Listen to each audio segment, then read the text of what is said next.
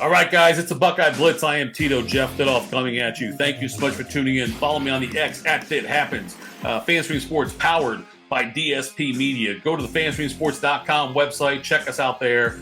The FanStream Sports app available for free on Apple and Android. Go check that out as well. Round-the-clock programming right there at your fingertips. So go ahead and check that out. FanStream Sports app, again, free on both Apple and Android. We've got so many great programs on right now across the country and covering all the various regions of sports. So please go check that out.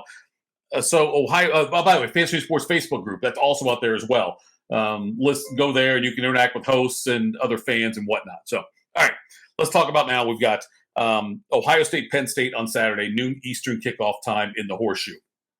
So much on the line in this game. Number 3, Ohio State. Number 7, Penn State. And, Ohio State, their toughest test to date has been the Notre Dame game on the road, which they won at the very last, end of the game. They scored with a couple of seconds left to win that game. A significant game for them, and this is an important game because there's 3 teams in the Big Ten East that really have a shot at winning it. It's Ohio State, Penn State, and Michigan.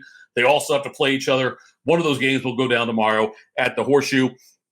ESPN College Gameday is here. The Fox Big Noon Kickoff, that's here also as well. CJ Stroud is a celebrity guest picker for College Gameday. He'll be doing that on the set for that. And Pat McAfee show was here today. Ryan Day was on there. Herb Street was on there. Bobby Carpenter was on there.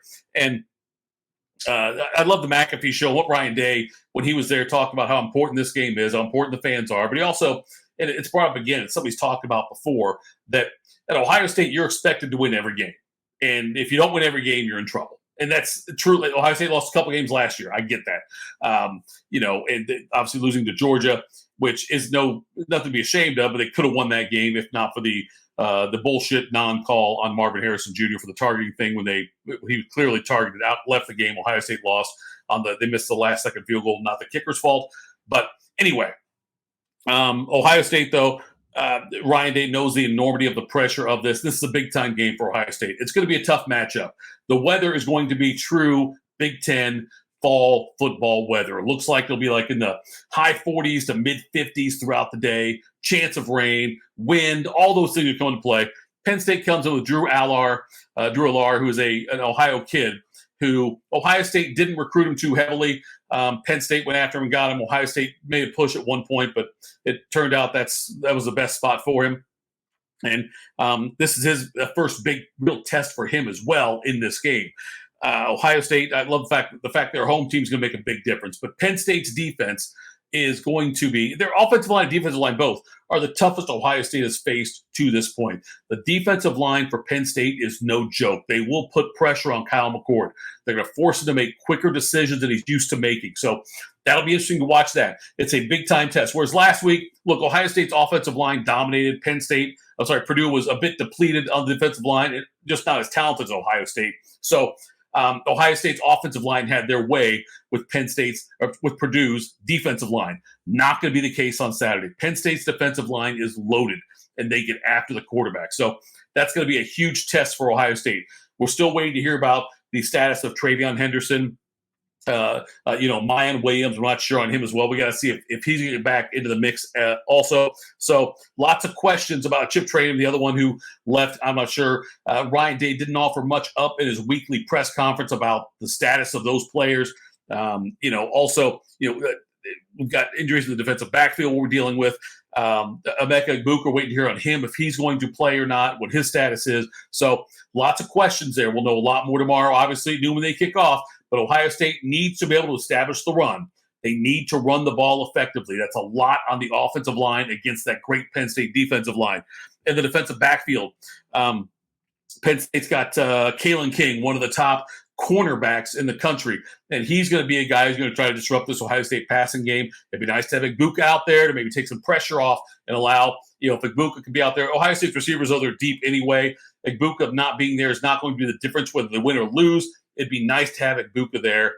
Marvin Harrison Jr., the praise keeps coming in for him. And the more I hear about him, I've talked to people inside the program, the work ethic's amazing. The guy's out there every week, every day in the morning, working his ass off, getting ready with the Judd's machine and the guy just he gets it. And so we'll see what happens with Ohio State and Penn State in that game as far as Ohio State's offense goes against Penn State's defense. They need to protect Kyle McCord, give him time to throw. They need to open up lanes for the running backs. We need to have healthy running backs out there that can get the job done. That's going to be a big part in this game. Defensively for Ohio State, they're going to have to make it a point. Penn State's offensive line is also very solid. Ohio State's going to have a hard time applying pressure into the Penn State backfield. They've got to work on that and have success in that to make things uncomfortable for Penn State and their offense. Look, Ohio State's like a 4.5-point favorite right now, and I think they'll win the game. It's going to be a low score. I feel like it was a low scoring, like a 20-17 kind of game or something, where it could come down to special teams. But Ohio State, though, it's going to be won or lost in the trenches for them on both sides of the ball. I don't think Penn State will pass the ball with much success against Ohio State. The Buckeyes are one of the best defenses in the country. Penn State might be even higher than them as far as defenses go in the country, as far as rankings go. It's going to come down to that. Who's going to make the fewest mistakes? Who's going to win the battle in the trenches? That's going to determine this game. And fewest mistakes, turning the ball over. That's going to be a big part of this game. It's going to be a sellout in the shoe. It's going to be a huge game. A lot of eyeballs on this one. So let's hope the Bucks can pull out a win in that one. I wanted to touch on the news about Michigan. And there's reports out there that Michigan is they're under investigation with the NCAA. That is absolutely true. That is the case. They are absolutely under investigation with the NCAA for it's not sign stealing is what it's being called, but it's not. You're allowed to steal signs. You can do it. I mean, in football, you can if you're watching the broadcast or watching game film that's been provided to you, and you can see tendencies in the way different signals work, hand signals or the signs they hold up. If you can decipher that, that's okay. You're allowed to do that. What Michigan's being charged with, though, is scouting opponents in person, live on some of the other games, which is not allowed since 1994. You can't go and scout a team that way. And it looks like what's happening here is a Michigan staffer. Connor Stallions is his name. He's a former U.S. Marine, and they brought him in. He's like they call him a low-level staffer, but you see him on the sidelines, like next to Harbaugh, next to the defensive coordinator, and holding up or giving signals to the team, to the Michigan's defensive team on what's coming. He has been charged. The allegation is Michigan, he went out, or somebody from Michigan staff went out and watched the games from the stands, maybe recorded some on like a cell phone or something, and deciphered other opponents' play calls and their tendencies and whatnot, like as far as what different things meant, different hand signals, different signs they held up, what those things meant.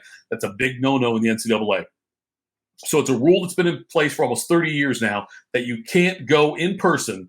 You can use the broadcast you watch on TV. You game film provided to you to try to decipher those things, but you can't do it live in person at a game. You can't go do that. Michigan State was allegedly threatening not to play this week because they think Michigan's got all their signals, all their signs from doing this illegal monitoring of what other teams do. I believe Rutgers may have come out and been the one to first kind of blow the whistle on it and told the NCAA, or told the Big Ten, hey, look, they know what we're doing. How do they know what we're doing? How is that possible? And this guy, he's got like a very extreme military intelligence. He can decipher these things, and he was able to. He's been able to allegedly somehow do this where he knows what the teams or what their different signals mean, what they're doing, how they are calling plays using either hand gestures or some of the signs they hold up. The NCAA has confiscated, allegedly, Connor Stalions' computer to see what's on there and if there's things on there that will further incriminate Michigan. Michigan now today being Friday, has suspended Connor Stalions from the program. Stalions, who when he was still working within the military, has said that he, out west, out in California, would fly on his own dime to Michigan practices and games and would fly and pay for it himself just to be there as like almost a volunteer assistant because he wanted to help the program out. So lots to unpack here. Michigan's already in some trouble for some of the things that Harbaugh has done. And look, I'll be honest, I think if the NCAA comes down with a hammer on this one, I think this is last season at Michigan. He'll go to the NFL after this. I don't think he'll stick around if there's some big-time penalty attached to this. But it's huge drama. We'll see what happens with it. The NCAA, they drag their feet on these things usually, so I don't think it's going to affect anything this season other than being a distraction potentially for Michigan. That's where the problem could be. If it's a distraction for them, that's the issue. So we'll keep an eye on that, though. We'll keep reporting that. We'll have an update tomorrow after the Penn State game. We also have to talk about women's basketball and the rankings that are out and where we're at. We're so close. Sunday, Ohio State's men's basketball team has a charity exhibition in Dayton, so we got to keep an eye on that and talk about that as well. That's all coming up.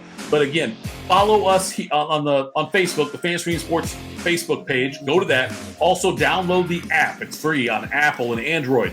And go to fantasyreports.com to check everything out. Follow me on the X @ThatHappens. This has been the Buckeye Blitz. Let's hope we're talking next about a win against Penn State. Have a great weekend.